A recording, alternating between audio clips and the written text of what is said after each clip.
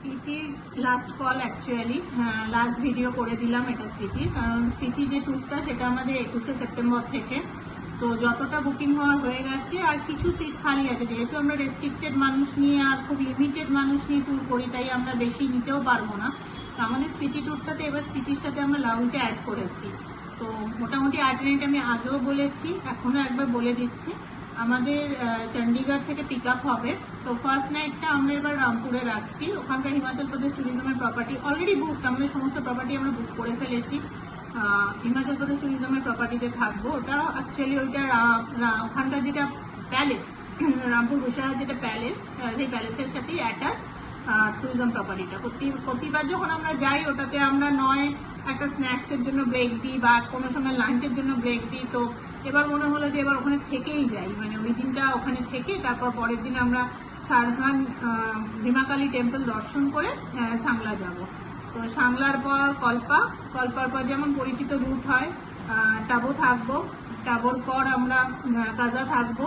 এবার আমরা পিন ভ্যালিতে থাকছি না, পিন ভ্যালিটা আমরা দেখিয়ে নিয়ে কাজায় থাকবো, কারণ লাস্ট ইয়ার আমরা পিন ভ্যালিতে যে থেকেছিলাম প্রচুর আমাদের গেস্টদের মধ্যে প্রচুর মানুষের শ্বাসকষ্ট হয়েছিল। তো ওই জন্য পিন ভ্যালি স্টেটা আমরা এবার রাখছি না, কিন্তু পিন ভ্যালিটা দেখিয়ে নেবো। কাজায় চলে আসবো, কাজায় যেরকম আমাদের দুরাতে স্টে থাকে, দুরাতে স্টে থাকবে।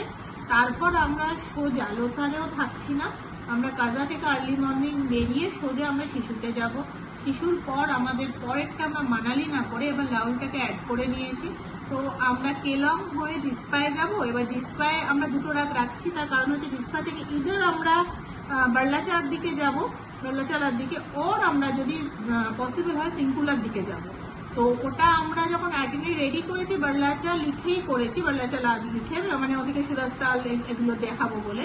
কিন্তু যেহেতু সিংকুলা পাসটাও দেখার ইচ্ছে অনেকেরই, তো যদি দেখি যে সিংকুলা পাসের দিকে লোক বেশি ঝুঁকছেন আর আমরা মোটামুটি ড্রাইভারের সাথে রাজি করিয়ে যেতে পারি, তো সিংকুলার দিকে আমরা বেরিয়ে যাব।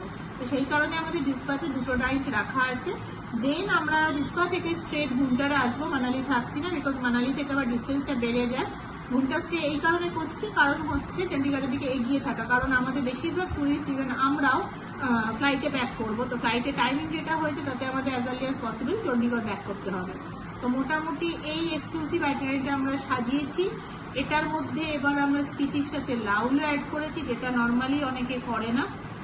আমাদের প্যাকেজ এমএপিতে থাকে, ব্রেকফাস্ট অ্যান্ড ডিনার নিয়ে। আমাদের হোটেল সব বুক হয়ে গেছে, যখন আপনারা ইনকোয়ারি করবেন আমরা হোটেল ডিটেলসও পাঠিয়ে দেবো। আর বাকি আমাদের সাথে যারা ঘুরতে যান বা যারা আমাদের প্যাকেজ রেগুলার দেখেন, ভিডিও দেখেন, তারা জানেন যে আমাদের কাজ কীরকম হয়। তো যদি যেতে ইচ্ছুক হন আমাদের সাথে যোগাযোগ করুন, কারণ এরপর সত্যি আমরা চাইলেও আপনাদের নিতে পারবো না, যেটা আমাদের লাদাখ ট্যুরের ক্ষেত্রে হয়েছিল। আপনারা চেয়েছেন আমাদের সাথে যেতে, কিন্তু ফ্লাইটের যে টিকিটের দাম আকাশ ছোঁয়া হয়ে গেছিল। তো স্পিতির ক্ষেত্রেও তাই, ফ্লাইট খুব লিমিটেড, ডিরেক্ট ফ্লাইট তোমার এখান থেকে কলকাতা থেকে মানে একটাই আছে। তো প্লিজ আপনারা as early as possible September 21 তারিখে স্পিতির জন্য আমাদের সাথে যোগাযোগ করুন।